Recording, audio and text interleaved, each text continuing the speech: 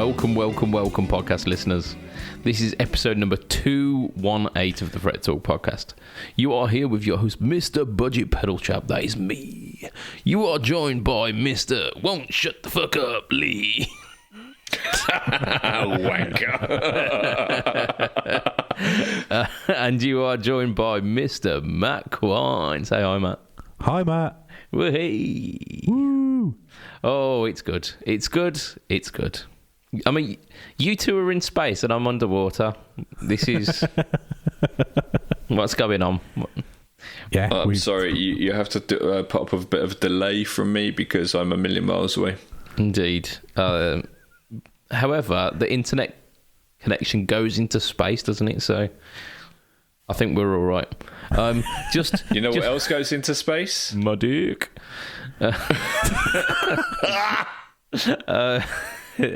Just for the viewers, we finally found the animated back screens on our video chatting software of choice. So we are being absolute dickheads today. Yeah. Yep. So we should start the podcast. As I've mentioned, this is 218 of the Fret Talk podcast, and I'm going to start by saying, how are you, gentlemen? Yeah, I'm fine. Fuck you, I'm not talking to you wanker. I mean, that's going to make this a bit of an awkward podcast. Yep. I mean, what have we been up to this week, gentlemen? Like, we've done a few things, haven't we? Who wants to start? That's a resounding. You go first, mate. I mean, like, I'm just generally what I say pretty much 50% of the podcasts. I did a gig at the weekend. Actually, I did 2 gigs at the weekend, one with each band. So I had to remember. The annoying thing was the first gig with the band that I've been with the longest was what I call a guitars only gig. Our other guitarist normally plays keyboards, but we were playing a venue with a very tiny stage, which meant remembering songs that we haven't played since the last time we played that venue about 4 months ago. Nice. Whereas normally, basically, we never practice. We just kind of like, we gig so often that it doesn't really matter. Yeah. But when, like, I would say 15 songs normally out of us, or maybe not, probably about 10 out of a set of 35 have got keyboards in. So we had to drop those and put in 10 other songs that, you know, I've probably been playing some of them for about 6 or 7 years, but when you haven't played them for about 7 months, and then because you're just so used to it, you don't even bother looking at the set list before you get to the venue, and then you go, oh crap, and it's like, how does the intro to this song go? And then you use an ultimate guitar just before you go on stage just to remind you where you need to start for the intro. It's like, I know how to play it, but what key is it in? That's why on the set lists for the band that I dealt with, always in parentheses at the side of it is the key of the song. Yeah, so did a little bit of that and a little bit of panicking, but yeah, all went good. It was actually quite a good gig. The slight issues with the sound, so that's the venue that I run my simplifier, because the stage is so small and it's got a glass front on it, so running a valve amp is not very nice. Had a couple of issues with the monitor cutting out towards the end of the gig, which was a bit of a pain in the arse, but I could, like, for solos I could hear myself from out front. It was loud enough kind of on stage that I could hear it, and for rhythm parts, like, I just had to deal with it. It was a bit of a pain in the ass, but it kind of is what it is. And it was so late on in the set that it was kind of like, it was after midnight, so everybody that was there was they were all drunk enough to not care if I was playing the wrong chords over songs. I don't think I was, but yeah. No one's going to tell you otherwise at that point of the night, are they? Yeah, but yeah, no, that one went good. And then the following night we played a gig for the local nurses that have just qualified, so they've just graduated. It was their graduation. So I think there was like 29 or 30 of them, and they just kind of had a graduation party for them and their families. So yeah, it was just a really good party. Everybody was enjoying themselves, and that was with the other band. So yeah, I think I played 65 out of, like, I think I did 70 songs over the 2 nights, and 65 of them were different. Nice. Or 64, yeah, something like that. But yeah, a little bit of crossover, but yeah, a little bit, but not much. And you know, it was just kind of like, it's a good job that I've got a half decent memory for those kind of things. Yeah. I got pulled in to do a dep for the band that I depped for that was supposed to be a one-off. And I realised how not good my memory is from about 2 or 3 weeks ago. I was like, what key is this one in? How does it go?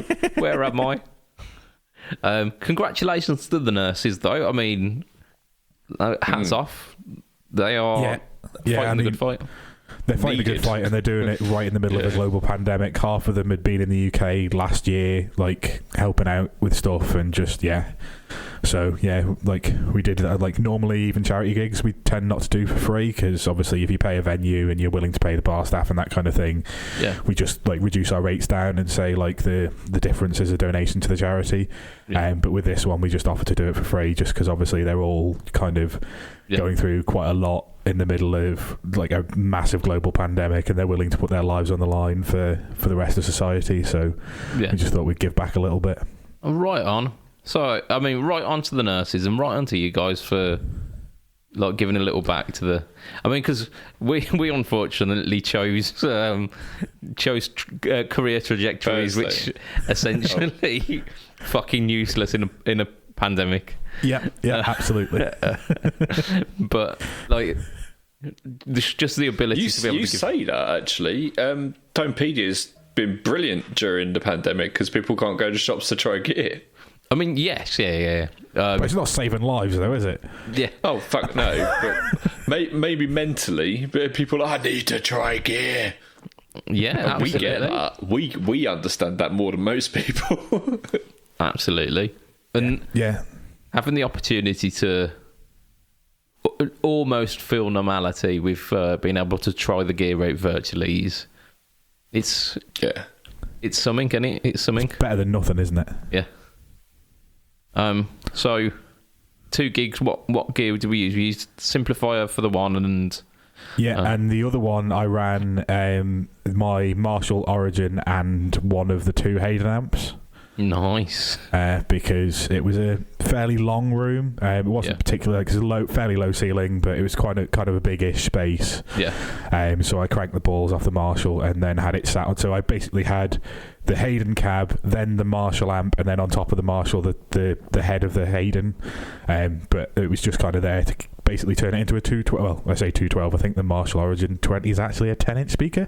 So a 1012. Yeah, so a 10-12, but like the Marshall was kind of like the flavour that I was going for, but the Hayden was there to kind of fill out a slightly different tonal area and also just give you that extra bit just to try and fill the room, because I can't be arsed miking cabs.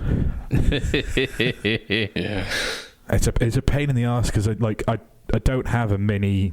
Like a mini mic stand, So sometimes I use the microphone that I'm talking into now and hang that over the front of the cab because it's got a front flat facing face, flat face, and it works fine. But it also means that you have to do an extra channel, and then there's fucking pain in the ass. So especially when you're doing your own sound, like just trying to fucking work out levels and stuff and tweak levels, and do I need to turn down on stage and up on there, or it's just a load of hassle. Just bring 2 amps and turn up a little bit louder.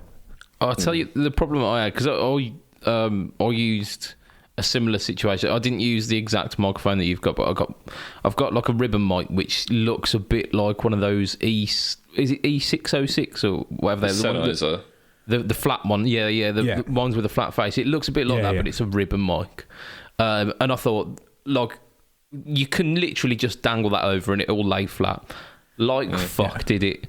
It wanted to go sideways. Yeah, it did. Yeah, it twisted sideways the whole gig. So I have that with this as well. I end up turning this on because it's got a directional mode and a 360 mode, and I always end up just turning it on to 360 mode because you haven't got a fucking hope in hell of keeping it the direction that you want it with a fucking XLR. It's just an absolute pain. I thought gaffer tape would be the way forward. So I gaffer taped it to the grill and gaffer taped it within an inch of its life. And got a pretty decent sound, but then as you start playing, the gaffer tape vibrates loose. Yeah. So Yeah. No, been there before. Yeah, like I say, pain in the ass. Don't bother. Just yeah. Just if use you the haven't got a mic stand, just fucking bring an extra amp. No, unfortunately, it's only got the one side is for picking up. Yeah. So See what this is? See this here? Gaffer tape. Great radio again. This is actually Gorilla Glue tape. Can you see the thing? But the issue then is I won't be able to ever get it off the front of my That's the thing. It will be a permanent fixture. It's good though. I use Gorilla Glue for absolutely everything. It's fantastic. Maybe you shouldn't. Yeah, I mean, there's certain things you definitely shouldn't use it for. Yeah. I haven't stopped wiping my arse in 6 months. That's it. Oh dear. Shit! You just reminded me of American Pie 2 now. Oh no. Yeah, no one needs that today. Oh, dear. No one needs that. But yeah, so like, just absolutely rad. Doing a gig for the nurses. Yeah, nice one, man. And the fact that we've not made any jokes, like 70s style jokes about nurses and whoa. Oh dear, sorry. So you thought you had to now, basically. Matron. There we go. Yeah. And was this Strat Les Paul? Of course it was. Both That's gigs just your go-to now, isn't it? Like, it's just take it to every gig. I need to get the cabineter to the tech over here, or the tech that I use over here. I think there's a couple over here, but I need to get it to Simon at Don't Fret, who's the guy that I use for all my stuff, so I can get him to rewire my terrible attempt at putting a new wiring harness in the cabineter. And I also need to break out. I also need to break out the Squire again. I probably need to restring it, but that's in Open G, and like we've just not been doing those songs because we haven't practiced them in a while, and I haven't been bothering to bring that or the Variacs. And obviously, I'm not fucking halfway through a gig tuning into Open G and then back again because that's a pain in the ass. Yeah, ain't nobody got time for that. Yeah, so. Like they'll come back in the set. We need to kind of do that. I've got another gig on Saturday, so we won't be playing them there because we don't have time. Well, we're not practicing this week, so bearing in mind that it's Thursday. But I think we've got a bit of a gap with that band, possibly. I think so. I think I've got like a 6-week gap with that band, and that's a hell of an intermission. Like for this year, I don't think I've got a gap of 4 weeks with both bands, so I don't think I'm playing in November until the 30th. And I think that's the longest I've gone without playing since the last lockdown over here. Nice. So it's actually a good thing because Saturday I ripped off the calluses on one of my fingers. I was just kind of playing, and I was going the later it was getting on, I was like, I'm gonna get blood here at some point, and I didn't, but I was down to one layer of red raw skin on the end of one finger. So which finger? My third finger, the ring finger on my left hand. It's always the ring finger, isn't it? The one that you do all your big bends with. I mean, that's probably why the callus came off, isn't it? Yeah, the callus came off because I slipped on a bend. I was doing the 1.5 bend in Thin Lizzy. What's it? The Whiskey in the Jar in the solo. Yeah. You go up one step. Yeah. So there's a 1.5 bend in there. That must sound awful. I know, it's both. Yeah. And I just kind of you do it twice, and the second time I literally went, and you just heard a flat note, and just skin falls off of the floor, and I'm going, fuck. Oh no. The pain. Which is it was only about our 5th or 6th song, and I spent the rest of the night just wearing through the rest of the layers of skin that were there. Shit, man. I feel for you. Pain in the ass, but it doesn't matter too much. And actually, at half time, I buy some of that spray-on plaster stuff, so I sprayed some of that on, and obviously you wear through it quite quickly, but at least it kind of gave me a little bit, a little bit extra of armor, time. Yeah. I heard stories that Steve Vai used to put glue on the end of his fingers to act in a very similar way. Maybe I've heard that Satch, he puts his hands in a bucket of warm water before he goes on. You'd think that'd have the opposite effect, wouldn't you? Yeah. What are you doing, Satch? Just to like loosen his fingers definitely. up. If I go in the bath, it's the worst thing in the world for my fingertips. Yeah. I've like done gigs where like I've gone for like a shower before I've set out for the gig, but I've put my left hand outside of the shower so that I don't get it, like it doesn't soften up. Yeah. I've even gone to the point of like, you know, when you do your pre-gig piss, and you just keep you just keep your fretting hand away from everything, so you don't have to wash it. You know what I mean? Ah, right. So okay, don't have to wash it. I thought you were going to say that you normally just wee on both your hands, but like pre-gig you only wee on one hand. I thought it was going to be and before a gig, I won't wash my hands after going for a piss. Just refuse to wash them. You were halfway there, but it was like you basically keep this hand away from everything, just so like you can wash this hand, that's fine, because you're mostly going to be using a pick, but your fretting hand, you just don't let it get wet. So do you know, like when Angus Young does Thunderstruck and he's like puts his other hand up? Are you doing? Is that how you go for a piss before a gig? You like with the other hand? Yeah, like up in the air. I mean, not forward, upwards. Yeah, like somebody celebrating at the Paralympics. What, like Hitler? I mean, if you're naturally going to Hitler, you're naturally going to Hitler. From here, with you guys putting your hands in, because of the backgrounds we've got, it keeps cutting them off and making it look like you're doing that would be. I'm not going that way. I'm going that way. There's two different angles. I can't see your arms getting cut off. Yeah. I was listening to the Masters of the Cinematic Universe about Indiana Jones and the Raiders of the Lost Ark. The one where he doesn't actually do anything. Well, yeah. But the guest on that show was Blake Wyland from the Tone Mob.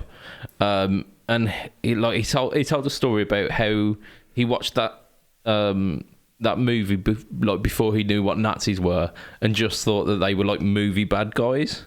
And like he saw the swastika and thought, oh, that's a cool design. And then like one of his maths homeworks that he did like when he was like 8 or 9. He was going through it and thought like, oh, these plus signs look boring. I'm going to make them interesting. I'm going to make them look like the symbol from those bad guys in that movie. Oh dear. So, do you know what? I don't think he's the only one who did that. I mean, really don't. Like British kids in school drew swastikas on things, but we knew exactly what we were doing. I think from a certain age you do, but when you're really young, you kind of don't, and you're still like, yeah, oh god. Yeah, apparently when I was in primary school, I used to draw sharks and everything. Like whatever the piece of work, yeah, I just drew sharks because sharks are fucking awesome. So if it was maths work, it's been eaten by a shark. Brilliant. Yeah. There you go. So what you been up to, man? What have I been up to? So I've been doing like similar to Matt. Like I'm doing the kind of the pre-production before the gig this weekend. But I learnt a few things this week. Capos, fucking hate them. Yep. I always suspected, but capos, fucking hate them. Mainly because, like we played Go Your Own Way by Fleetwood Mac, and I know that song pretty well. So I thought I could just rock up and play it, and I did for the most part. But we played it, then went through another couple of songs. So I put my capo on my pedal board. The capo's black. And then when we come to play Go Your Own Way again, we spent about 20 minutes looking for my capo. And it's on your pedal board. It was on my pedal board, but it was so well hidden. So fuck capos. Are you playing the 12-string bit then? Yeah, well, I'm kind of doing both bits. I mean, if you capo it, you can't do both bits because you've capoed, so you can't play the low F. Yeah, so so you've got the kind of palm muted, and then you've got the. So I kind of emulate it by doing both parts. But is it capo 1 or 2 for the? It's capo 3, and it's a D shape. How the hell do you do that low F? Because that's fret 1. Yeah, I'm pedaling a D when I'm playing the. Like, so you're pedaling the open D percussive sound, aren't you? Whilst yeah, the bass player covers the actual note. So you're doing so you're getting the percussive sound as opposed to the chugging of the low F. Yeah. So I assume the bass player cover that. Yeah, okay. I'm with you. Yeah, and we've got a keys player as well, and he's basically filling in most of the 12-string bit. So it's a little bit redundant what I'm doing, but I've learnt it, so fuck it. But yeah, the capo that I've got is a really fucking weird one as well. It's not one of those kind of trigger style capos. It's almost like a semicircle with, do you know the kinds of the mechanism that you've got on zip ties? Yeah. Which I have in my hand right now. The plastic one. Yeah. The plastic one, and you kind of clip it over and then press down. You kind of push down on it, yeah. And it came free with a total guitar in about 2006. Yeah, mine came free with. I think I won a Joyo T-shirt, which no longer fits. It was tight when I got it. I've got fatter since. The capo still works, however. Fuck that capo. I have got a trigger style capo around somewhere, and I'll take that to the gig because I can clip that to the top of my headstock as well, and not lose it. But the when I got to the rehearsal, the guy who runs the band, the keyboard player, said, "Oh, we're going to be playing we've got this Lenny Kravitz tune which someone suggested at one of the last gigs. I thought we'd go through it today." I was like, "Okay, tell me which Lenny Kravitz song you think it is." Fly Away. No. Or good choice. Okay. Are you going to go my way? I am not going to go your way.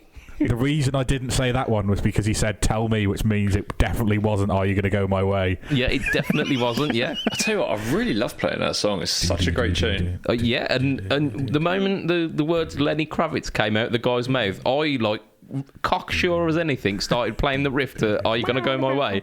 And he went, "Whoa there, hold your horses, stallion." So yes, it's not that song. Have another it's not guess. Fly Away. I can't name another Lenny Kravitz song apart from Fly Away. You definitely can. You definitely can. He did. What? So, there's a pretty famous cover that he did, involving the flag of the country that he is from. The Star Spangled Banner. Not that one. So, where is he from? Driving Birmingham. I assumed he was American. Clearly not. Yeah, American. Yeah, so the Star Spangled Banner is their flag. Yeah. He didn't do Born in the USA, did he? No. So, opposite of man. I know he didn't do it, but I mean, did he cover it? Okay. American Woman. Yes. That was on Guitar Hero 3. The video also contained Heather Graham, who is the actress Heather Graham. Are you serious? I have no idea who Heather Graham is. I'm really bad with names, man. Jesus I'm really Christ. bad with names. I don't even know who you are. Listeners, please, fill the podcast group with just pure hatred for these guys who don't know who Heather Graham was. When you tell us, we're probably going to go, "Oh yeah," because we just don't remember her name. Maybe we know her character names. I'm not going to go, "Oh yeah." I'm still going to look like what's he talking about? So what's she from? She was in Austin Powers 2 as Felicity Shagwell. I don't think I've seen that film in about 18 years. Yeah, so she's basically the Bond girl who wasn't Elizabeth Hurley. And then what else? She was in Scrubs for about a season and a half. Didn't watch it. I like Scrubs. She was in The Hangover, like the first Hangover, as the woman who had the baby. No. Okay. You're just naming shit that I don't like or haven't seen in 20 there you years. go. That's why. But like, so I have massive nostalgia for that that video anyway. we spent some. Sorry, was it American Woman that you were playing, or were you just mentioning that's another song? That's another song. There's the song that talk about this woman. Yeah. There's the song that I never realised was Lenny Kravitz, but is. It Ain't Over Till It's Over. Oh yeah. Yeah. Yeah. And again, not that one. Okay. So it was an American Woman. Actually, I know 4 Lenny Kravitz songs, and it's still not the one that. Yeah. And I was in exactly that boat. I'm like, well, it's got to be one of these 4 because he didn't do any more, did he? Apparently, yes, he fucking did. So he did another song called On the Run, and it features Slash. Okay. And it has got the most generic blues rock guitar riff that starts the song, and I'm absolutely shitting my pants because I have to do this on Saturday.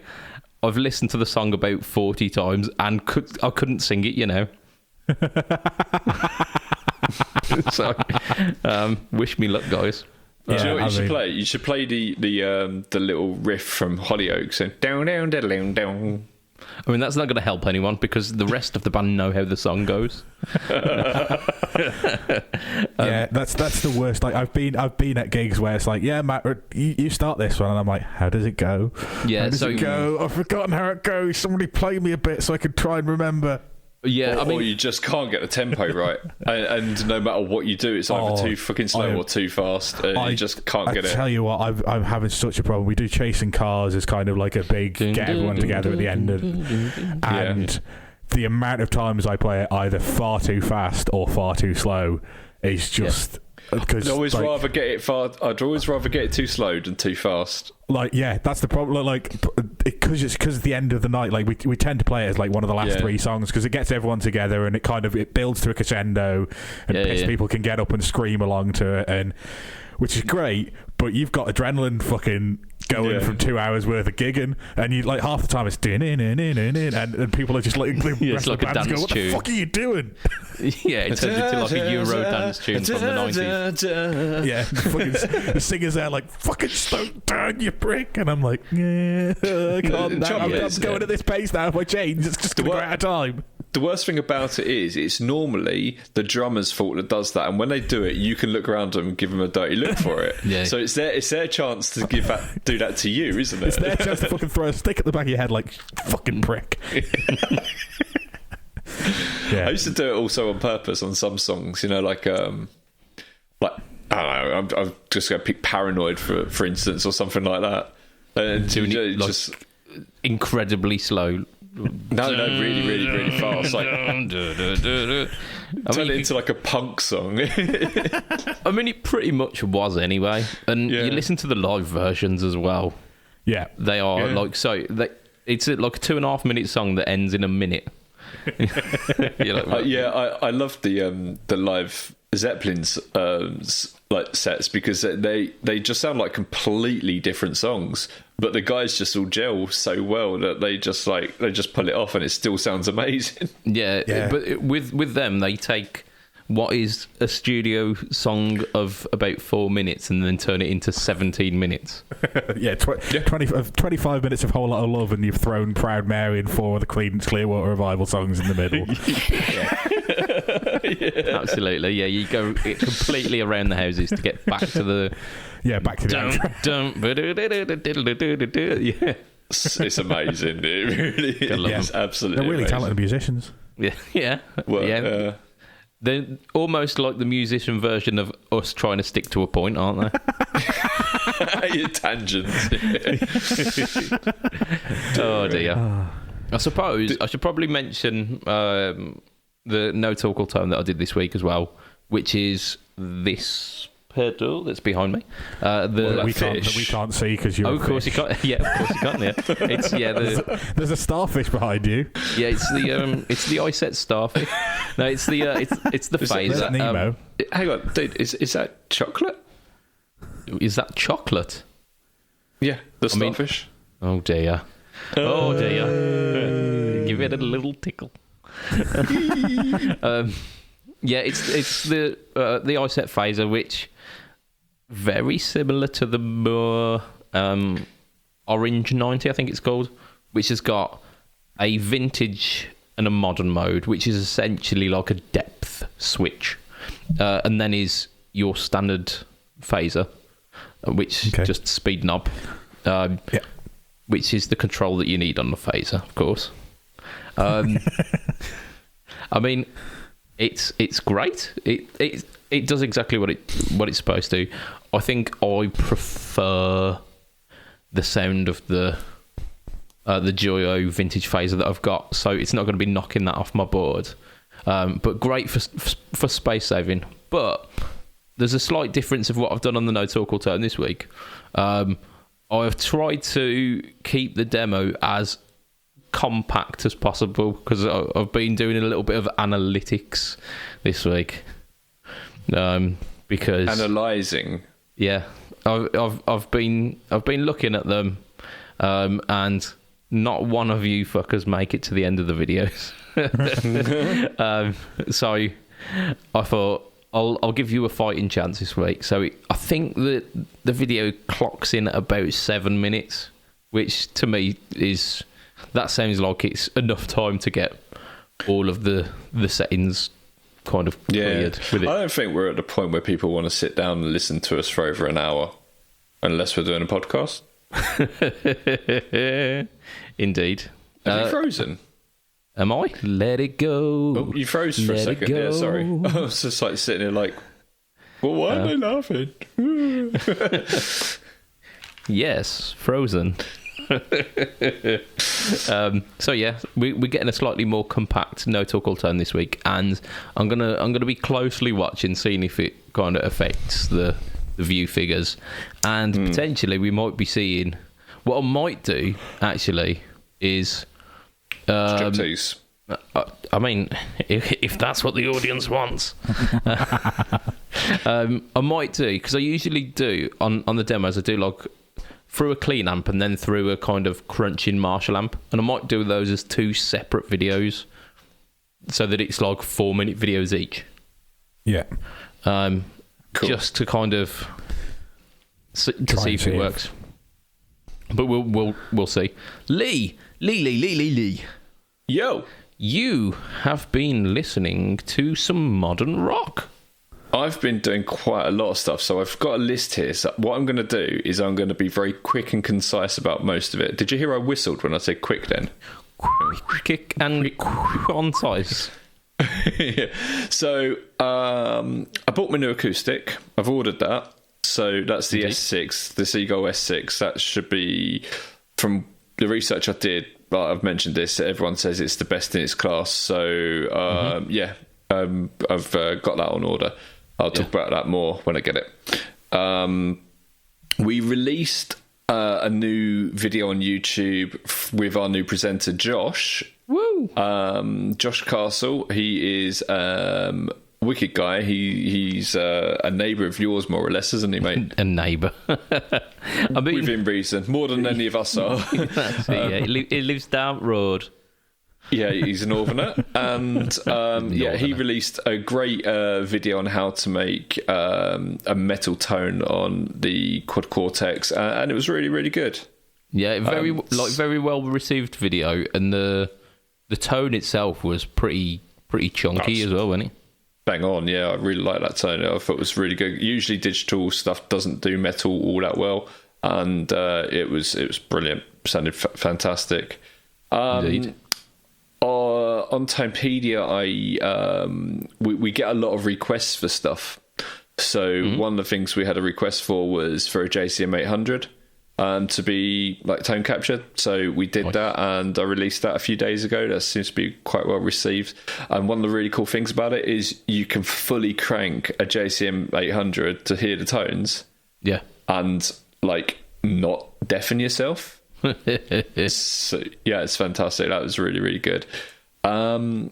I bought my cab, my Zilla cab upstairs, so I've had my board running into my computer so I can do the wet, dry, wet recording thing and all that sort of stuff.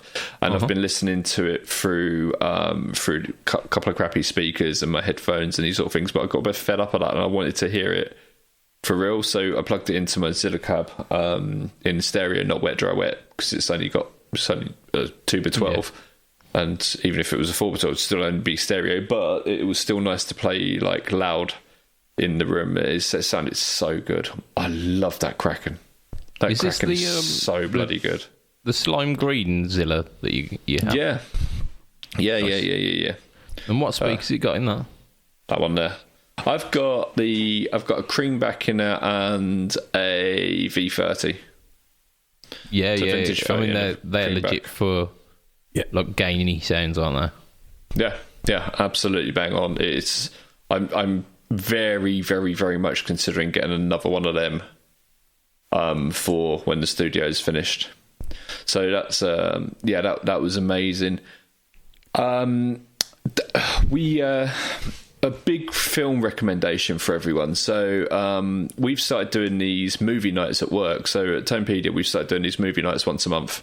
So we had the first one on Monday, and basically we'll sit together online mostly, because actually quite a few people are together in the office, and we watch a film that's something to do with music.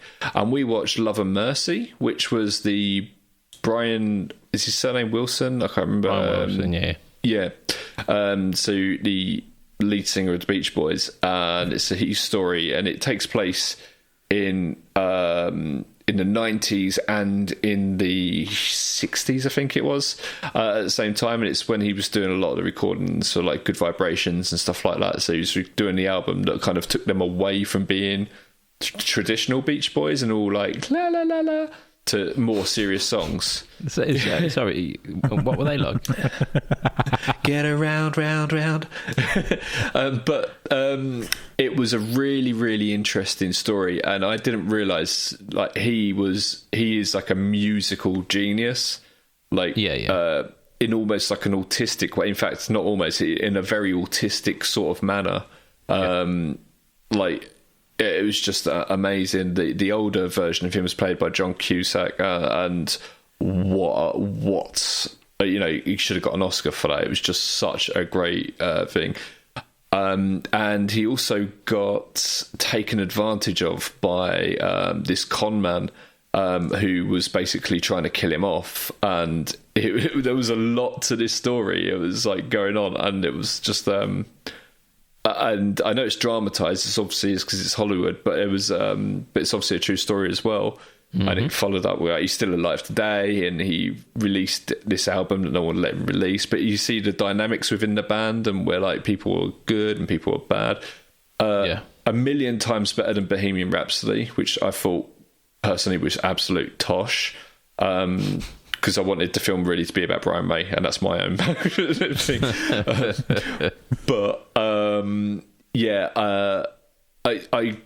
I want you guys to go and watch it. I want you all to go and watch it, because I couldn't believe... I wasn't looking forward to watching it, honestly. I was just like, it's the Beach Boys. How interesting can this be? And I like the Beach Boys, but I just thought, it's going to be a crappy film. But it was absolutely fucking amazing. So, big recommendation there. Fair enough. I've been listening to, mainly today actually, because I've been doing a lot of mundane work today, so I had the ability to listen to music. Usually when I'm doing quite in-depth work, I don't get to listen to music. So I just put on Spotify just rock, and it was all like stuff that had been released within the last 7 days. And I've got 3 kind of interesting takeaways. The first one I'll get out of the way. Surprisingly, a new Limp Bizkit song came up, which I had seen people posting that they'd heard it, and it was interestingly quite good. So I like Limp Bizkit. I really enjoyed them as a kid. I think it was because my friends who weren't into rock and metal like I was were enjoying them as well. So when we went out to clubs and stuff, it was like one of the things that we could share. Yeah, in a big way. And that actually led us kind of like a gateway drug to a lot of them getting into things like Rammstein and stuff. So yeah, it was great. But yeah, it was interesting to hear like these really, like Fred Durst's voice sounded great. You wouldn't have thought like 20 years had passed. So I was quite impressed by that. One real standout was Mark Tremonti's new album. That sounded great. Okay. Really, really good. Thought it was great. He's gone down. So it's almost like a gent sort of sound. Degent. Yeah. Degent. It's almost a gent sort of sound. Where in fact it is for quite a bit of it, but then you get his traditional sound. You've also proper singing over it. None of these like sort of shouty stuff that always puts me off. But it was nice and heavy. I really enjoyed it. Really, really enjoyed it. But do you remember when you were younger and like people who didn't listen to rock and metal assumed that all the songs that you listened to were about people killing themselves? Yes. Yeah? Yes. Well, pretty much every song that was on Spotify that I was listening to was about someone saying, oh, I've had enough, I'm going to give up life. And it was legitimately about people wanting to kill themselves. And we're going through pop punk, we're going through metal, we're going through just traditional rock. Every other song, well, not even every other song, it was like 1 in 5 wasn't about it. I was really shocked. It was just like, oh my god, is this the formula that Matt was talking about the other day? You know, like these the people who like dish out the money, say, okay, look, we've got a formula. Sort of what sells. This is how you must write a song, and you got to talk about killing yourself. I was going to say it's probably the modern rock kind of. I mean, it's. I don't want to sound morbid, but it's fairly relatable for a lot of people. Like the most common method of death for anybody under 40 is suicide. Like it's a place that a lot of people go to, and it's the kind of thing that a lot of people can relate to, and it's shit, and it's sad that's the case. But like, I would guess that's probably, I mean, probably most of them are going through or have gone through that at some point anyway, and then you add to the fact that you know, it then becomes relatable to people. And, you know, like people want to be able to relate to the music that they like. So especially if you're like generally these days, if you're listening to rock music as a teenager, you're going to be in a quote unquote alternative kind of group. You're not going to be one of the cool kids because you're not listening to dance music or people using the N-word whilst saying lots of words fast. I'm not going to call it music. It's I think these days they talk about needing a bucket and a mop and being like I love that song. Macaroni cheese, was it? I'm like, that is not appetizing in the slightest. I really love that song. It's just so funny. It's like my wife and I would just like use it really inappropriately all the time. Well, we did when it was big. We just like to take the mick out of things. This is like those two aliens behind me. It's going way over my head. I don't know what you're talking about. Oh, WAP. I think that's what they call it, isn't it? But that's what the kids call that. Okay. Yeah, WAP. I was really, really saddened by it because I felt that I almost felt like, no, I did feel like it was kind of justifying these stereotypes that the ignorant people pushed on us when we were younger. Like we're listening to songs like, I don't know, I pick out "Sweet Child of Mine" for instance. Yes, because that classic. It just sticks into it. It was released in 1989. Yeah, exactly. So, like, people are like, oh, what do you listen to? And you're like, oh, yeah, I'm listening to Guns N' Roses. And they're like, oh, okay. Oh, metal. No, I don't really like rock and metal because it's all about killing yourself. It's like, the fucking song's called Sweet Child of Mine, you bellend. It's not exactly about killing yourself, is it? So it's kind of like they've gone ahead and like justified all these sort of things. Not happy about it. But on a good point, I have been learning, and this is really interesting, I've been learning to play the wrong notes. So You've known how to do that for a while, Lee. Yeah. So, when like you listen to a guitar player and they sound really interesting, you're like, hang on a minute, they're just playing like the pentatonic scale. How are they actually getting this like really interesting tone, this sound? And then you kind of realise that there's a chord in the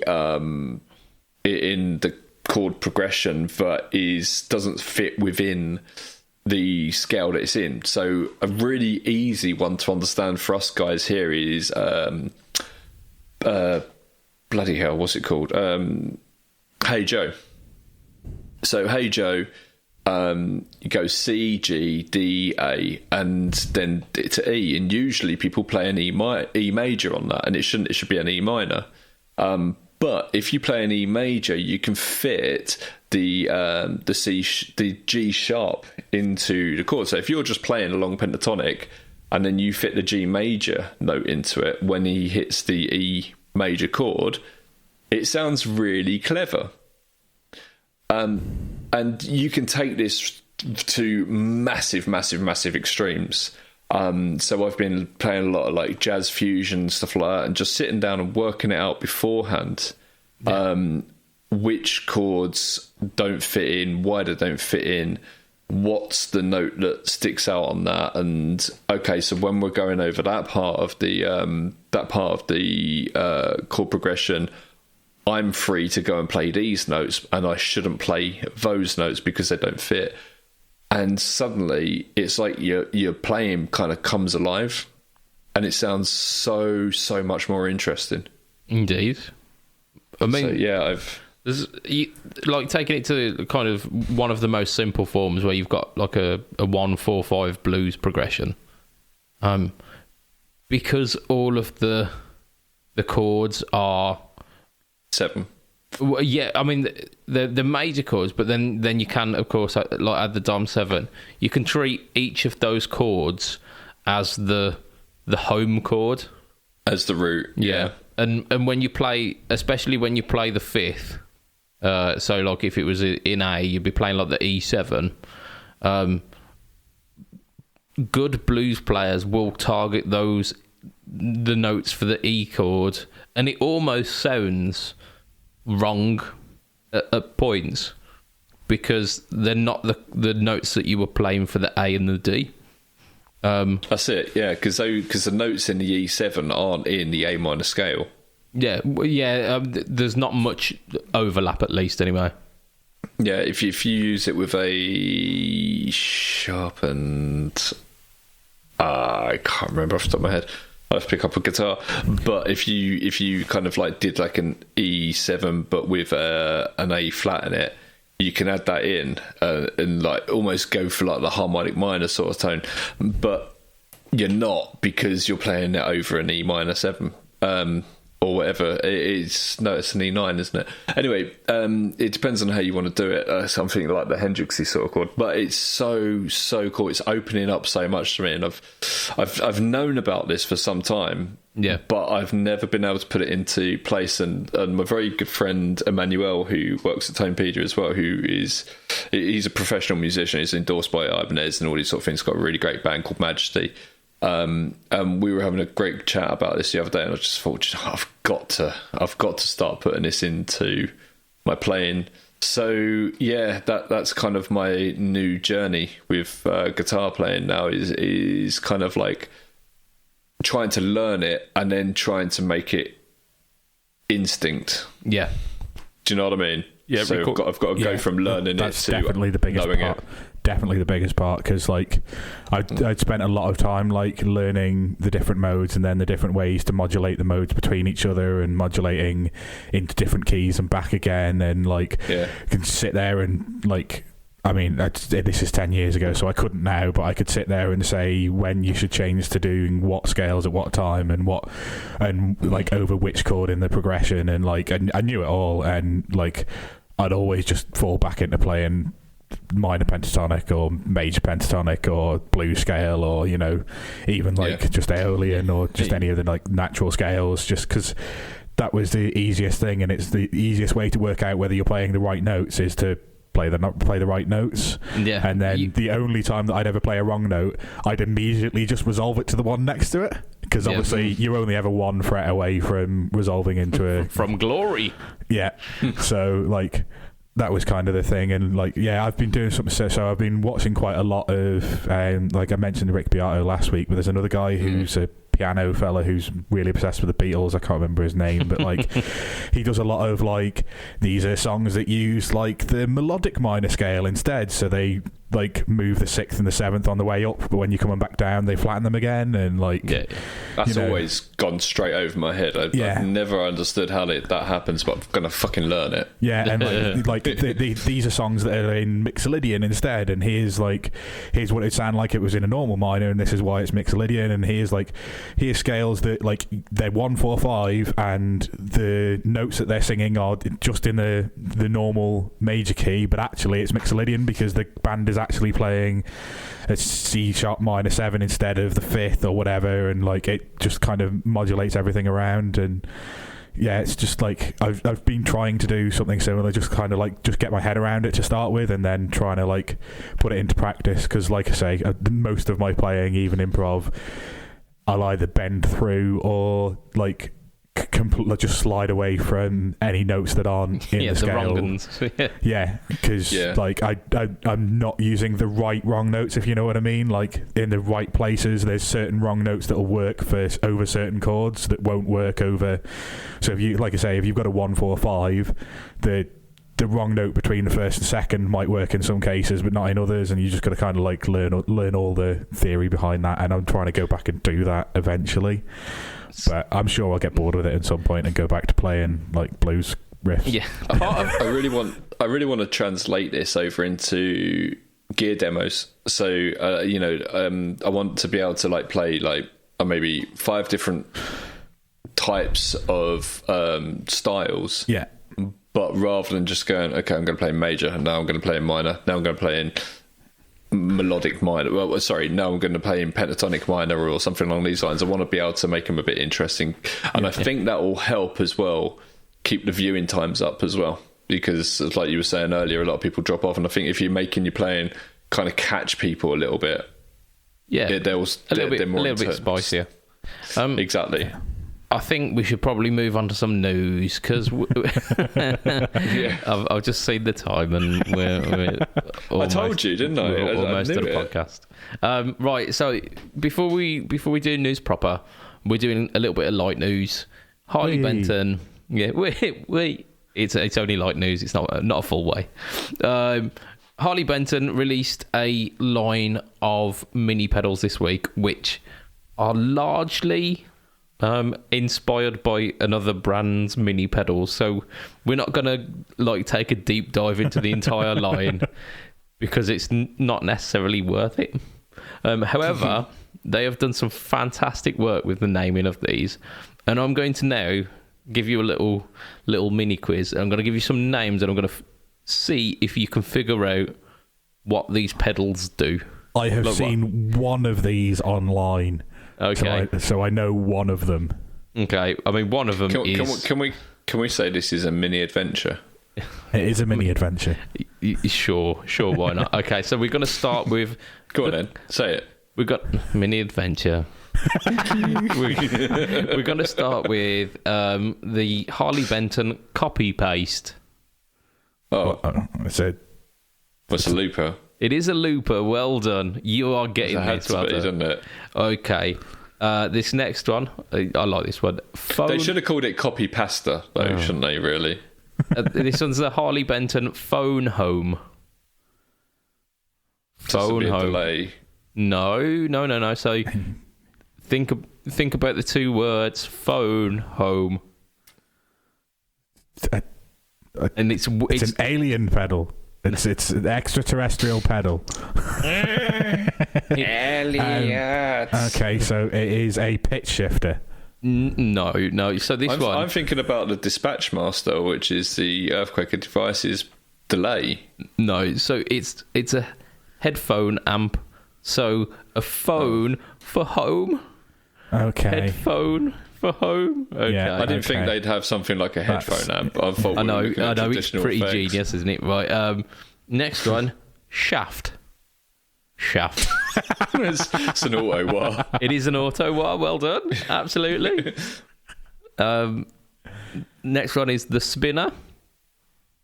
Rotary. Well, hey, Lee is on it like a car bonnet. Right. This one makes sense when you know the effect. Magnum. This is the Magnum DI. This is a DI box. It is. Indeed. This is the one I'd seen before. Indeed. It's That's the Magnum DI. Yeah. Which is, hands down, Gear of the Year win. Yeah. I don't care what it sounds like. Gear of the Year win. Well, surely it doesn't sound like anything because it's a fucking DI box. It's got a cab sim built in as well. So, has it? Yeah. It's got a 20 dB volume boost and a cab sim, so it's actually pretty fucking useful. Yeah. But the fact that it's called the Magnum DI is just, it's just, mwah. Yeah, it is. Chef's kiss. Indeed. We are nearly too young to understand that. So anyone who's younger than us I am is definitely too young. I only understand it because didn't they reboot it about 10 years ago and it flopped? Yeah, I think they did. Yeah. Right, the final one. This one is genius as well, but it's not quite the Magnum DI. This one's the intersection. Is it an ABY box? It is an ABY. Oh, Lee, you are absolutely killing this. Well done. Like this, I might as well not have called this the quiz. This is the Lee's brain thoughts round. So, just a peek behind the curtain. When we knew that we were going to have this quiz, obviously we didn't know the answers, but I said, this is going to be easy. But then, hang on a minute, no, it probably isn't. Otherwise, we wouldn't be doing it. It was. No, absolutely. Oh, hats off to you. You absolutely nailed that one. Right, so keeping on the theme of Harley Benton, they released the Fusion 3 in some Charvelli colours last week, which we mentioned. They've announced an update of the Fusion T, which is the Telecaster version. Unfortunately, the Fusion T does not come in Telecaster form. It only ever comes in HH, which makes me a little bit sad. So it's a bolt-on Les Paul. Essentially, but it does. It does have coil splits on it as well, so you should be able to get Tele-esque sounds. So think you imagine what an Ibanez to a Strat, like a Super Strat. This is essentially a Super Tele because it's got the humbuckers and it's also got a Wilkinson trem on it as well. Okay. So these ones are coming in ice blue, shell pink. They're coming in flame Bengal burst, which is kind of like a dark reddy sunbursty colour. Daphne blue, dark pink, and silver sparkle. So a few different colours, a few the same. The accoutrements are very similar. 24 frets, I believe. Stainless steel frets, roasted necks. Like the tuners are lock-in as well. The hardware, like Alnico 5. What? Lee's disappeared. Wow. The power of the metal zone. So, like Alnico Roswell pickups again, and so these are coming like €399. So kind of probably about 340 quid. Yeah. I think the arguments that we had last week are going to be broadly similar. Yeah. We have had people in the Fret Talk podcast group. Actually, one of our Patreon backers, Andrew Bimson, had a go at Lee actually for his comments last week. He made a good point. He made his point well. He's wrong, absolutely, but he made his point very, very well. I mean, you very much Seymour Skinnering this one, aren't you? Is it? I think. Are they good value? No, it's the kids who are wrong. it suits him and his needs, and if you're in that sort of boat, I think it suits you well. If you're happy with getting a guitar and you're happy with your own setup skills and you've got the time to put into it, then cool, go ahead, do that. And if you want to swap out the pickups or whatever, and that's up to you. I'd rather spend a little bit more and know I'm getting a guitar I can use out of the box. Yeah. Like there's no right or wrong answer. Both are valid options, but I don't think completely discounting the Harley Bentons because you might want to do some work on them. They might, like we say, they might come absolutely perfectly playable. It might need a little bit of a tweak. It might need a bit more of a serious adjustment. The pickups, though I've not been massive fans of the Roswell pickups in the past, they're much more functional than I give them credit for. They're not like those cheap ceramic pickups you get on very, very low end guitars. So you're actually getting something which you could use. I think if I was looking for a guitar to have a bit of fun with, to mod, I think that's where I go. Yeah, absolutely.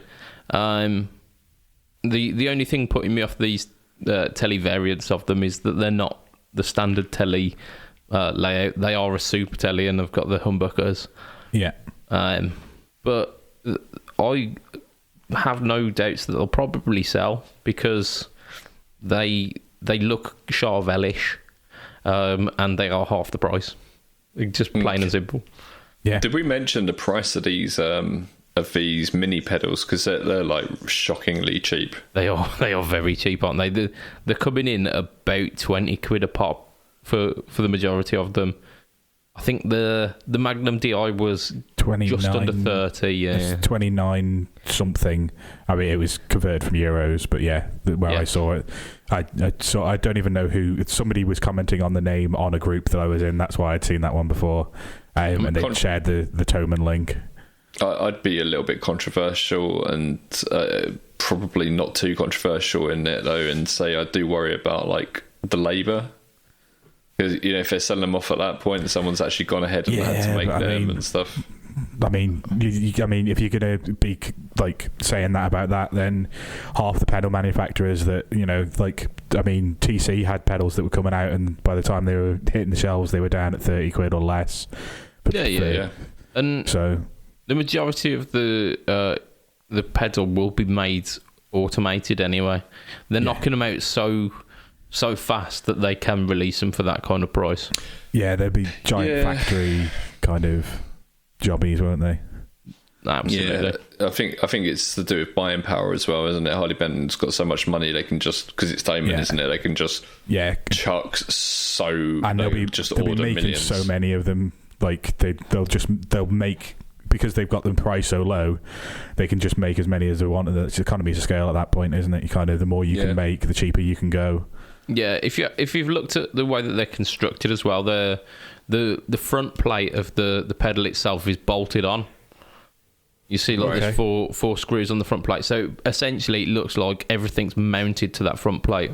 Yeah, so they are very easily detachable. Whereas any of the pedals that require a little bit more assembly, that's where the price starts going up. These literally just get dropped into the enclosures and then bolted shipped out on the air. And that's it. So, do we want to go for the pedals or the pedal? the pedals or the pedal? What do you reckon? Go on, you choose, man. You choose, because we haven't got a fucking clue what you're talking about. One of them is the Black Star. The pedals is the Black Stars. The pedals is the Black Star. Let's go for the pedal then. Okay. EHX Deluxe Memory Man. The big box ones are sought after, and like even the 90s reissues go for some ridiculous prices at the moment. They're quite a bit of a cult classic, aren't they? The Deluxe Memory Man. My mate Justin's got two of the fuckers.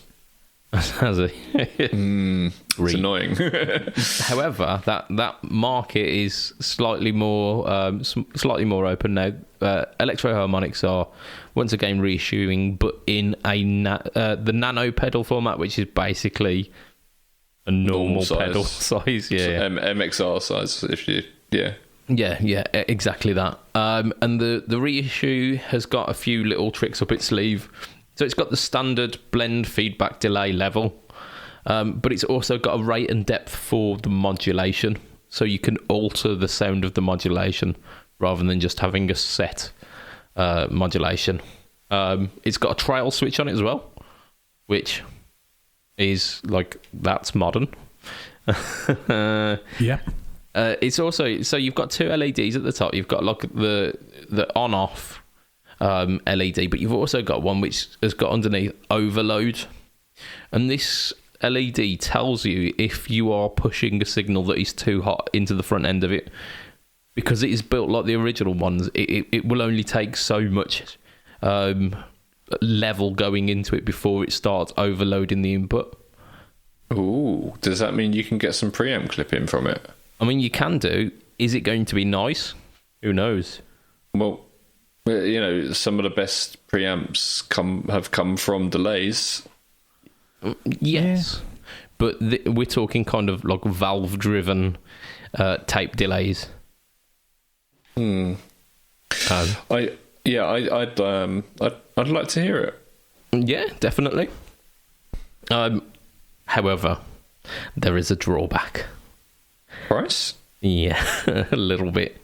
So the price is $203.10, which, so it, like, we were expecting it kind of in the UK for about 200 quid. You'd pay a damn sight more than that for a memory man. You would. However, if you're paying £200 for a delay, you can get a lot more.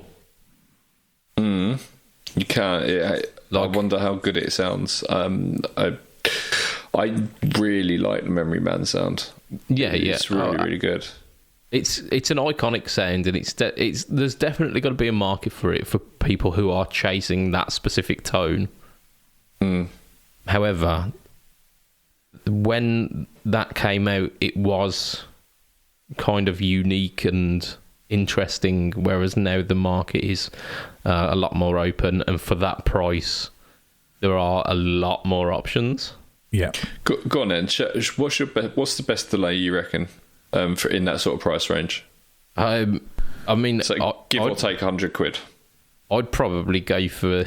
I know we mentioned it so much, but the M5 by Line 6, because it has got those kind of algorithms in it.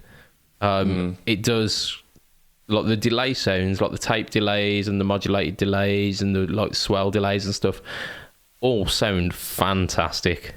Okay, Matt, something that's not Line 6. I mean, what was the price on this? Let's say 200 quid. Let's say 200 quid. I would buy a Flashback 2. Yeah, absolutely. Okay. And then you've got what is it? 7 or 8 standard sounds and 3 tone print slots. Like, I'm not a big fan of the memory man kind of. Yeah, modulated. Yeah, like if I'm having a modulated reverb, a modulated delay, that wouldn't be the first thing that I would think of. Yeah. Yeah, I mean, I've got modulated delay settings on kind of multi delay pedals that I've got, and they're never my go-to. I mean, I use them on the M5, but I don't think I've got it set as or certainly when people tell me what the Memory Man Deluxe was used on, like, it always sounds a bit too over modulated for me. Like, it's just too, like, it's too much. Whereas I kind of, like, if I'm using it on the M5, it's a very subtle modulation that I put on there, just so that the trails are slightly different to the original signal. Yeah. So it gives a bit of width to your tone rather than it being the whole of the tone. Yeah. Yeah, I get you. Okay. Like I say, it will sell. Oh, yeah. My take on this, right, is you've got three options. If you want to go for something that's going to be as good as this, but not spending a lot of money, you want to go for a carbon copy, because they are wonderful. Absolutely amazing. If you get the deluxe one, you've got all the same controls, more or less, as well. Yeah. And some you've got subdivisions as well. I mean, if you want to go for a more boutique but ultimate sounding Bucket Brigade sort of thing, go for the Jam Pedals Delay Llama. That is the best analog delay I've ever always rave over that. Yeah, it's amazing. But if you want something that's going to get like your ultimate delay machine, it's got to be the DD500. Every single delay I've ever had, I've managed to emulate that perfectly on the DD500. And it's also got loads of vintage stuff. So it's got your Echo Rec, your Echo Plex. It's got your RE20, RE201 sound. Sorry, obviously because that's Roland. It's got all of your classic things, and that's basically what I use. I use that in stereo into my effects loops, and I have into one amp I've got an Echo Rec, and into the other one I've got an Echo Plex. Like, you just can't do that in real life. Yeah. Yeah, not without buckets of cash. Yeah. But yeah. It's perfect. I mean, it illustrates the point that actually for like a similar-ish ballpark, you can get so much more. But like I say, there's definitely a market. There's people hunting for the old big box versions, and it might scratch the itch of those people. Yeah, I'm going to get one of them. Yeah. Well, I've been looking out for one like that's like just going cheap or something. I'm going to grab one. Okay, Yeah, our good final luck with bit that. of news today is a big one. It's so big. The Black Star, Black Star have released like 3 pedals in a lineup. Essentially 2 and a kind of boost. Half. Yeah, 2.5. Yeah, let's be generous.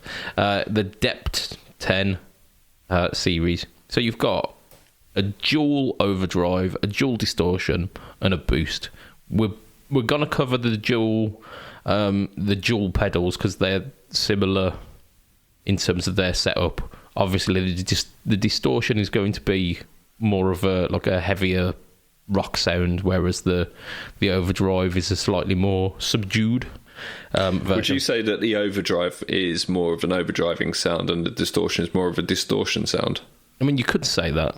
Yeah, I think I probably would have. Okay, yeah, we'll go with that then. Exactly, Lee. Exactly. That is staying in.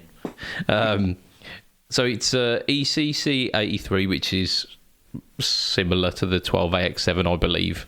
I think it's the same. Yeah, I believe it's just like a different. It's a different name from a different company, but the same the thing, isn't it? US and English names for it. So there you go. Like valve and tube. Yeah. And chalv.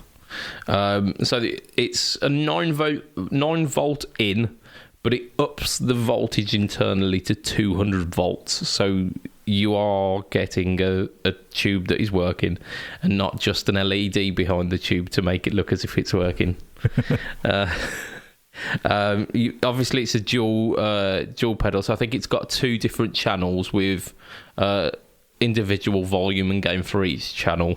Yeah, and it's not done on a stupid fucking concentric pot like it was on the old ones, which was the bane of my fucking life when I was gigging that. Absolutely, yeah. So they've fixed that problem. You'd like to think most companies would have learned their lesson by now, but it still happens. Yeah. But largely in terms of setup, it's very similar to the old HT series. However, they have really, really kind of chucked the kitchen sink at this one. So whereas the old ones were essentially just a drive pedal, this one has got it's got a USB interface that allows you to use it as an audio interface into your computer, but also allows you to adjust some of the settings on the pedal as well. You've got an XLR out as well, so going through a balanced out. And then you've got a stereo 1/4 out and an effects loop as well. The stereo 1/4 out and the USB allows you to add cab sims to this. And I believe there's like 3 selectable cab sims via a switch on the back. Those cab sims... Sorry. You can add cab sims to the TRS out. Yeah. Yes. Oh, that's interesting. Yeah, so you've got a standard output and you've got a TRS out. Yeah. The 3 selected cab sims aren't set in stone as well. With the USB connection, you can go onto, I can't remember what the program is, but they give you a program that allows you to adjust the cabs. I think they say they've got something like 200 different mic placement options within this software. Can you add your own IRs as well? I haven't read that you can, but I was going to say I've not seen that in anything I've read. Yeah, so I'd have to assume that they've got their own kind of like intrinsically usable cab sims, and that you can't import any. But 200 different kind of settings for the cab sims gives you quite a bit of adjustability, and you can set those to the 3 presets on the pedal, so that you can then select your favourites on the fly. Yeah. Absolutely, look, it's just opened the world up for these pedals that we were kind of getting nostalgic about a couple of weeks ago. Yeah, I mean, like I say, I gigged the HT Dual, which was the dual overdrive, which was really more of a distortion than overdrive. Yeah, I gigged that for 2 or 3 years because I couldn't be asked. Like, this was back when I had a pedal board that had 5 pedals on it, and that was what I was gigging for about 3 years. And then I bought a big fuck off Novo 24 pedal train. I was like, let's fill it.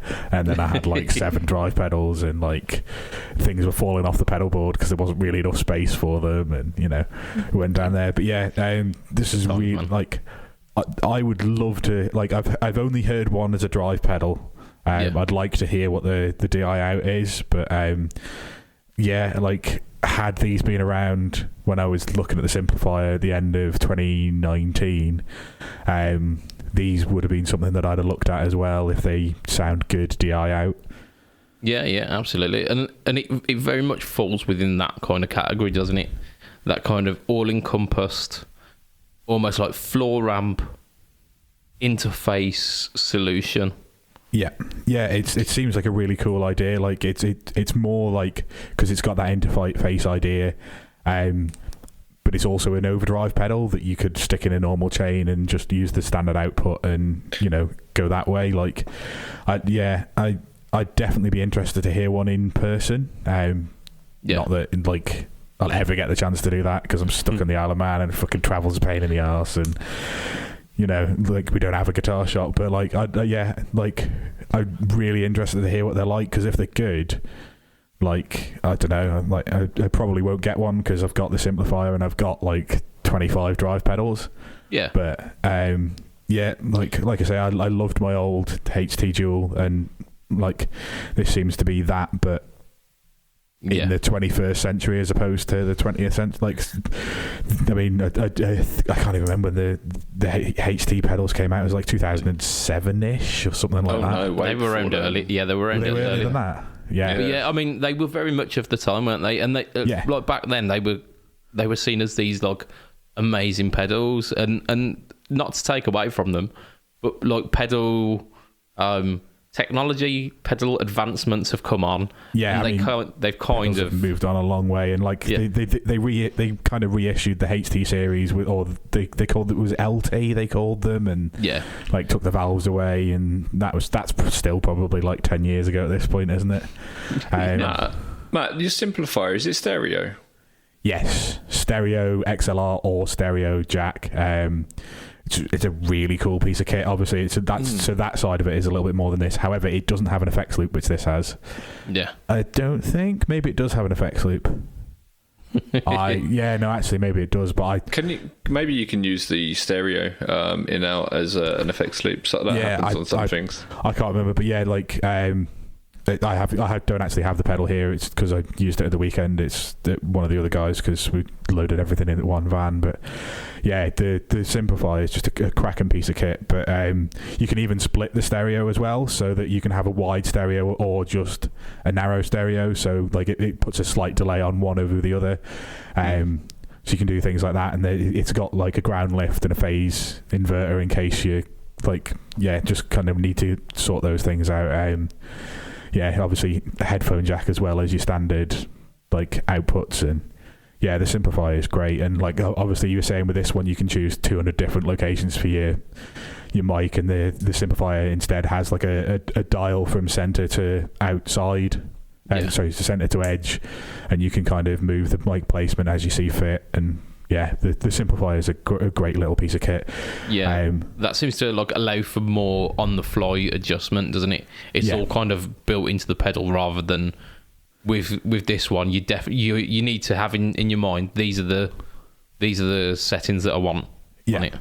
Yeah, you need to kind of plug it in and hear it as it goes, and then just pick the stuff that's right for you.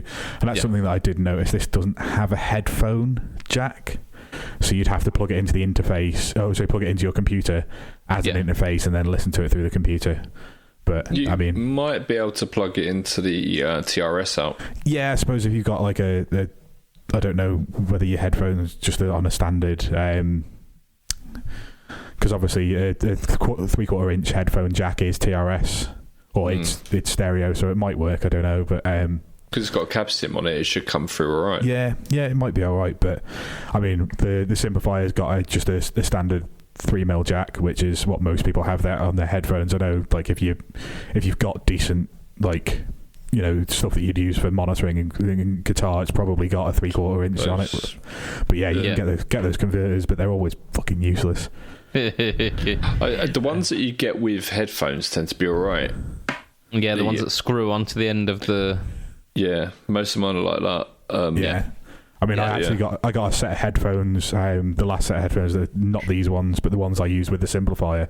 The left-hand ear has a 3/4 inch jack, and the right-hand ear has a 3mm jack, and the cable's got one on both ends, so whichever one you need to plug into, you plug the other end into your headphones. Oh, nice. Yeah, very clever.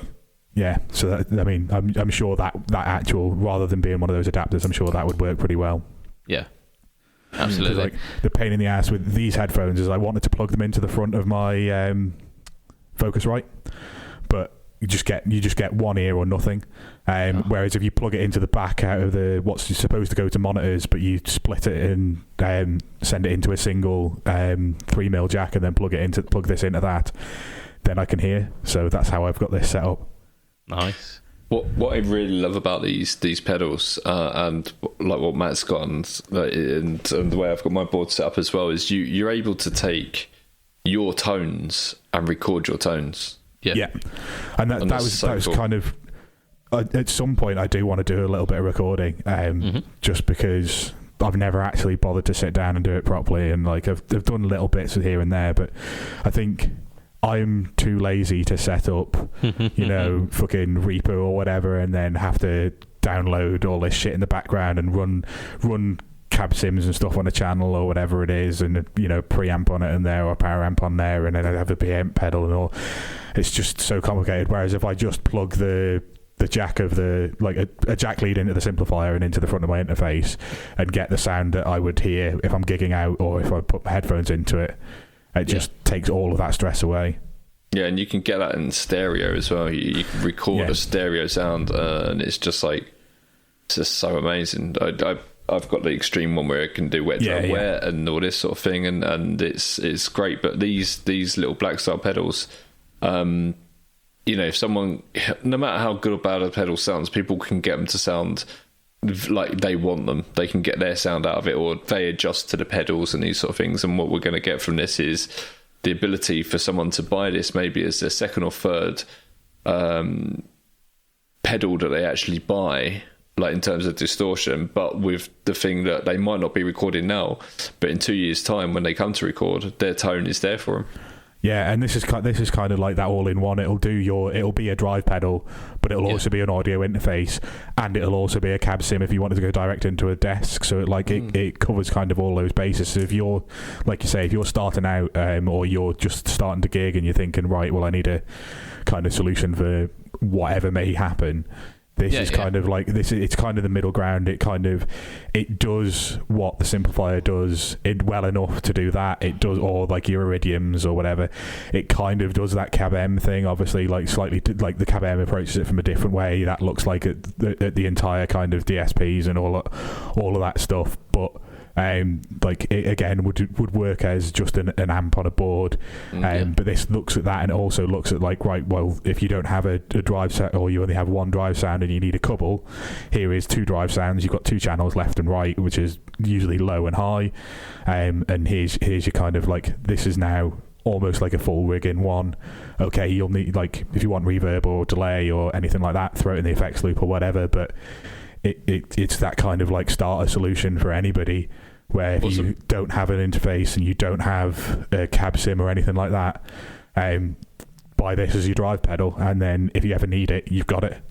How much are they? So they're about $250, aren't they? Yeah, $250 I think they are reportedly retailing at. Yeah, I mean, I'm almost seeing that you could build a board around it that does everything pretty much. Like for example, if you were using it as your drive set, as you said, but then you get to a gig and your amp suddenly blows. Yeah, you can go into that XLR and then or into the cab sim out, and then you're absolutely sorted without. Because I know like a lot of people will bring those like little mini pedal, like the electro harmonics, like the Moog radar and the 44 Magnum and the 22 caliber. Yeah. They'll bring those along as that solution. But if you've already got it on your board, that it's just plug in and play. And like you say, if you've got some ideas and you think it like, oh, I'm really really digging this idea, I can't be asked to like mic up my cab and like it's late. I don't really want to be like waking up the neighbours. You plug the USB in and then you can like record a few ideas, even with like some cab sims as well, potentially getting like a decent tone out of it as well. It's great for recording, in terms of live recording. Yeah. I mean, because you could take a feed from the. You could take it, like alongside your live kind of setup as well. Yeah, absolutely. So there's loads of applications for it, and I think the features that they've added to it makes so much sense. Yeah, they've actually like sat down and thought about it. Obviously, like when they did the LT stuff, like that was phoning it in pretty much. It was literally just like, oh, everyone's whinging that you can't just plug a 9-volt in and stick it on a board. So we'll take the valves out and plug a 9-volt in, and you can now stick it on your board. And kind of, I saw them when they were around, and then they just disappeared straight away.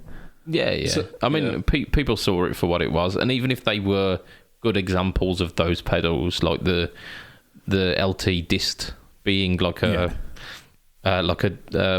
Boss distortion, like a DS1, like the LT drive being like an SD one. The people saw it, they saw it as for what it was and went, well, those pedals already exist. Why are we going to buy them again? These feel like they've put some serious thought into what they're going to like do to make them kind of marketable again. Like the original ones kind of felt like something a little bit new. It's like a valve in a pedal, big chunky, but like they thought about it, right? Okay, like people are starting to buy pedals now. Here's 2 channels for you. Not many people were doing a two channel drive. Yeah, and back then people built boards around that sound, didn't they? They had one of these Black Star pedals and then like a few ancillary pedals to go around it, and that was their board. And then they fell out of favour when boards started becoming homogenous in terms of like everything needed the same supply. Well, of course we're going to get rid of the 22 volt pedal because that's the easiest one to. Well, literally when I first had this, I had a reverb, I had a compressor because I kept fucking having issues with sustain, and I had a chorus pedal, and I had individual power supplies for the lot, and a 4-gang at the back of my board mounted to the board. Nice. And as like time progressed and like I say, things become more homogenized, and you get like a set power supply. Yeah. The finicky pedals become the ones that you get rid of, and the same happened with like the Line 6 DL4 as well. Look at the Digitech Whammy and the Big Muff that had like 3/4 inch jacks, 3mm jacks as their power supplies, and just they changed. Otherwise, they were just going to get lost. No one was ever going to buy them ever again. Well, Rat's got that. Yeah, I've got a Damasio Rat essentially, which has got. It doesn't even have like a DC barrel picture. It's just got a plus symbol on it, and you're just like, okay, yeah. But unfortunately, it does take a battery as well. Annoyingly, do you remember the old DC bricks from MXR? The old ones, the black ones. Yeah. They had they had that on one end, and then on the other end, you had whatever end you had. But it was like, it's like, why haven't you just got boss style center negative? Yes, the annoying one was when my first power supply that I bought that wasn't a one spot. I can't even remember what it was now, and it came with like a green one that would like it had like a load of just black 9-volt center negatives, and then there was like a green one that was center positive, and then there was like a battery end one and like a 3mm jack one, and then this weird connection that I still don't know what it was for. I don't even like I've never seen the connector in my life before, and it all came with this bag, and you just go throw them over your shoulder. I'll get rid of these useless ones. 3 months later, what the fuck is that bag? You buy a pedal and it comes with a weird supply, and you go, oh shit. Yes, an old like Soviet era like fuzz pedal, and you're like, oh shit, that's exactly that. That's that. I always left the. Okay. Right. That was center positive, was it? Yeah. All of those, like the DL4, the what were the other ones called? The FM4, MD4. I think there was a distortion one as well, wasn't there? OD? Distortion modeler. Yeah, DM4. No. Yeah. Something like that. And then you had the filter mod as well, didn't you? That's the one I've got. There was a reverb as well, I think. So I think as much as Stuart Tate was taking the piss out of these pedals, essentially saying they were the same thing. What doesn't he take the piss out of? I think they've done a good job, and I think that is an absolutely perfect place to wrap this podcast for this week. Yeah, Slate and Stew. Always. Sorry, mate. So that is us for this week. Massive thanks to you listeners for just joining us along on this journey. It's been a particularly girthy one this week, but you love it. And just a massive thanks to the Patreon backers as well, because you are extra special, super sexy, awesome. And those Patreon backers are as follows. They are Mr. Andrew Bimson, Mr. Adam Yeomans, Mr. Doug Christ of 37 Effects, of Masters of the Cinematic Universe and the Just Surprise Me podcast, Mr. Hugh G-Rection, Mr. Ben Fletcher of Fletcher Pickups, and Mr. Brian Gower of the Tone Jerks podcast and the Second Button podcast. And for as little as $2 a month as well, you can be one of those cool people. You get your name read out as well. Be special. Become a Patreon backer. If you want to catch me online, I am BudgetPedalChap. You can find me at Facebook, Instagram, and YouTube. YouTube is the home of the No Talk All Tone series.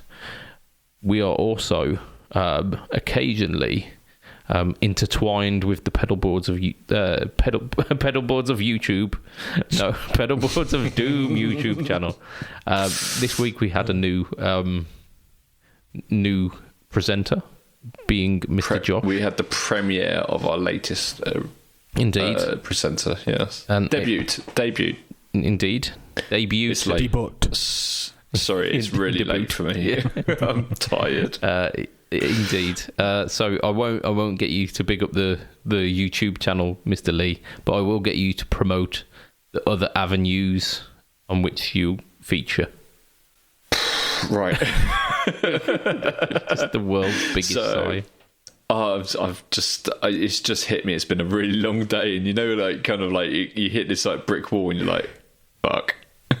Right, so we have the wonderful Facebook group with approaching 80,000 members, and what a fucking group it is. It's wonderful, and we love every single person there, almost. Yeah, even Andy Bimson. Bimson's a ledge. Keep up the good work, mate. Keep up the good work. He really is absolutely Keep busting great, those balls. Yeah, I like how you didn't mention when Andy was like busting your balls a couple of weeks ago and sticking up for me about something. What was it? Oh, it was the SY1, wasn't it? Yeah. I think it was my balls he was busting, not BudgetPedalChap's. I mean, Anyway. to be fair, we both shat on that thing, but hey ho. Yeah, I think I was a little bit more You're harsh, man. exuberant with my defecating on it. Exuberant defecation. There's a band name.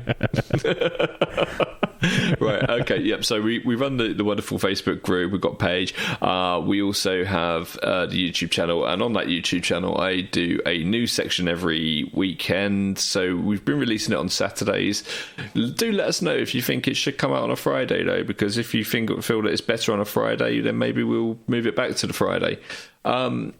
So we have that. I work for Tonepedia, which is where you can go and interactively experience pedals via different guitars, different amps. You can experience different guitars on their amps and everything. So we do loads and loads of work on there. And soon we are going to be releasing a whole new world on there where you can experience something entirely different, which I will talk about very, very soon. All right, Aladdin. That's what I had in my head as well. I didn't even think of it. I can show you the world. I will show you my penis. Oh, yeah, and if you were wondering, that is supposed to emulate your penis hitting the table because it's huge. Erection. Yeah. Matt. But his name is Hugh. His name is Hugh. Leave him alone. Hugh. Yeah. He's friends with Huey. Not Huey. Howie Felter Snatch. Oh, not Huey Louie. And Mike Oxbig. Yep. Oh dear, they're getting some free Patreon here. You owe us money. Next week. And Matt, you are Heel_Matt Q at Twitter and Twinstagram. Twitter and Twinstagram. I've actually opened the Instagram app this week for the first time in about 4 weeks. Get in. That's dedication, that is. It seems to be the same kind of thing over and over again, to be honest with you. It's all just... guitars, yeah. Yeah, guitars. Oh, look, there's a friend who's not on Facebook. Guitars. Yeah. And I think that's where we wrap it for this week. So, from myself, Mr. BudgetPedalChap, from Lee... in space. From I think he's farting again. From Mr. Matt Quine, say bye, Matt. Bye, Matt. It will be a tatty bye and good night for this week. Hurrah, Rabbit. Bye. Bye.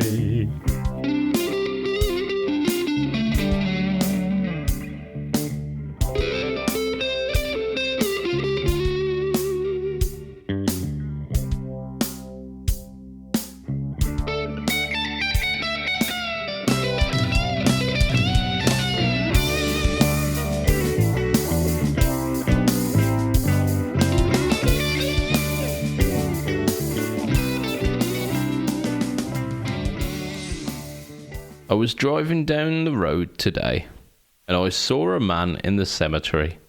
I said, "Morning." And he said, "No, I'm just walking the dog." Yeah, that's perfect. Yeah. I mean, it's suitably shit, isn't it?